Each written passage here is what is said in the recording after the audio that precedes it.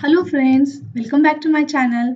I am Manisha Budlwar and you're watching NCERT Solution. So friends, we were studying microorganisms, friend and foe. तो आज के video में हम हमारे chapter के लास्ट दो टॉपिक पढ़ेंगे that is nitrogen fixation and nitrogen cycle. तो बच्चों नाइट्रोजन फिक्सेशन यानी नाइट्रोजन स्थिरीकरण। तो ये जो नाइट्रोजन होता है वो हमारे एटमॉस्फेयर में गैसियस फॉर्म में होता है। Okay The process of converting nitrogen in the atmosphere into ammonia inside the soil is said to be nitrogen fixation. तो बच्चों सॉइल के अंदर जब इस गैसियस नाइट्रोजन को हम एक कंपाउंड फॉर्म में यानी nitrogen compound that is ammonia के फॉर्म में कन्वर्ट करते हैं तब उस प्रोसेस को नाइट्रोजन फिक्सेशन यानी नाइट्रोजन स्थिरीकरण कहते हैं। Those bacteria which is involved in such process is said to be nitrogen fixing bacteria. तो बच्चों ऐसे जीवाणु ऐसे बैक्टीरिया जो इस प्रोसेस में हेल्प करते हैं नाइट्रोजन गैस को अमोनिया में कन्वर्ट करने के लिए, तो उस बैक्टीरियाज को हम नाइट्रोजन फिक्सिंग बैक्टीरिया यानी नाइट्रोजन स्थिरीकरण जीवाणु कहते हैं। Okay so the Rhizobium bacteria which lives in the root nodules of leguminous plants like peas and beans help in the nitrogen fixation. तो बच्चों ये जो मटर का प्लांट होता है यानी वो लेग्यूमिनस प्लांट होता है, उसके रूट नोडल्स के अंदर ये जो राइजोबियम नाम का बैक्टीरिया रहता है which helps in the nitrogen fixation. तो यहाँ पे पिक्चर देख सकते हो, this is the picturization of the leguminous plant. यहाँ पे आप ये नोडल्स देख सकते हो बच्चों।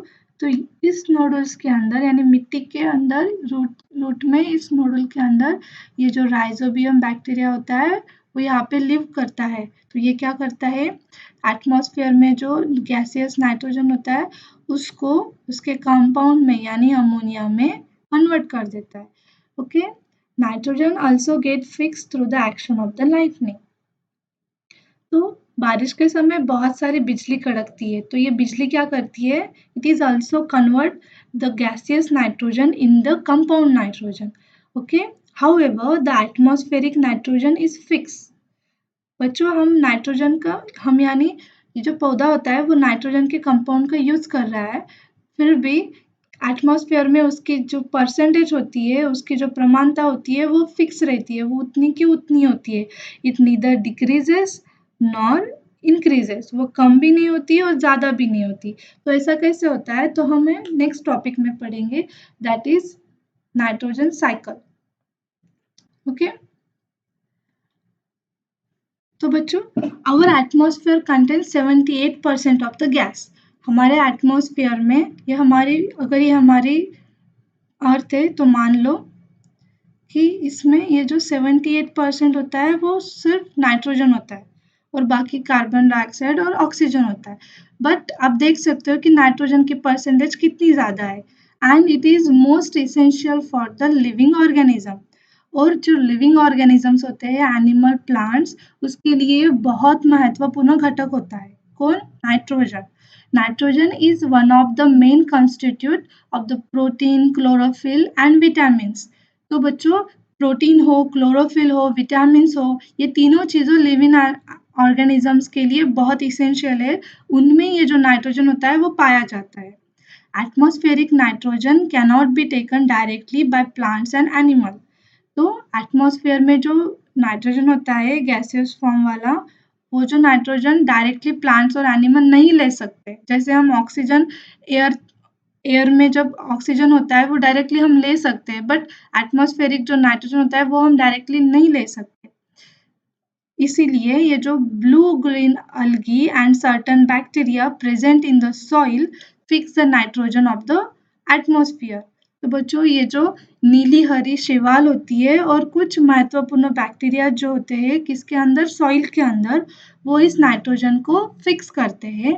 Okay nitrogen gets utilized by the plants from the soil through their root system, then used for the synthesis of plant proteins and other important compound। तो अभी हमने देखा था कि जो रूट्स होते हैं लेग्यूमिनस प्लांट के, उसके नोडल्स के अंदर ये राइजोबियम बैक्टीरिया होता है। वो क्या करता है बच्चों, ये जो नाइट्रोजन होता है गैसेस फॉर्म में, उसको कंपाउंड में कन्वर्ट कर देता है। फिर बाद में वो कंपाउंड वाला जो नाइट्रोजन होता है वो रूट्स की मदद से जो हमारा पौधा होता है उसके अंदर ये जो नाइट्रोजन होता है वो चला जाता है। वो क्या करता है, प्लांट के सिंथेसिस में यानी प्रोटीन और कुछ अलग-अलग प्रकार के जो कंपाउंड्स होते हैं वो सिंथेसिस करने के लिए हेल्प करता है। कौन? Nitrogen. Okay, so heterophilic animals feed on the plants and get protein and essential nutrients based on the nitrogen. Okay, तो बच्चों अभी हमने देखा कि हाउ हमारे प्लांट के हमारे पौधे के अंदर ये नाइट्रोजन जाता है विद मीन्स कौन से फॉर्म में? कंपाउंड फॉर्म में। तो और वही पौधा अगर हाँ, जो कुछ भी हमारे एनिमल्स होते हैं जो प्लांट खा मतलब अगर गोट ली तो ये गोट क्या करती है, जो हमारा जो पौधे होते हैं वो पौधा खाती है। ओके, तो वो उसका न्यूट्रिशन होगा। तो उस पौधे में ऑलरेडी प्रोटीन है जो किस पर बेस है? नाइट्रोजन के ऊपर। दस ये जो एनिमल्स होते हैं इनडायरेक्टली उनके अंदर ये जो नाइट्रोजन होता है वो चला जाता है जो प्रोटीन युक्त होता है। Okay, when plants and animal die, bacteria and fungi present in the soil converts the nitrogenous waste into the nitrogenous compound.